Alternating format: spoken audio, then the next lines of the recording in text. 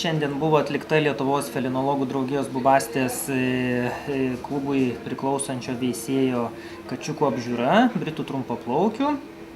Kačiukai yra 3 mėnesių.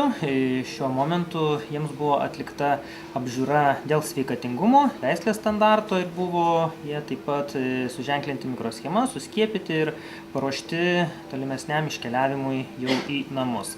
Neužilgo bus atspausdinti kilmės dokumentai, pagal tam tikrą procedūrą katinėliams bus išimti tarptautiniai vakcinacijos pažymėjimai ir jie galės sėkmingai iškeliauti jau į naujosius namus.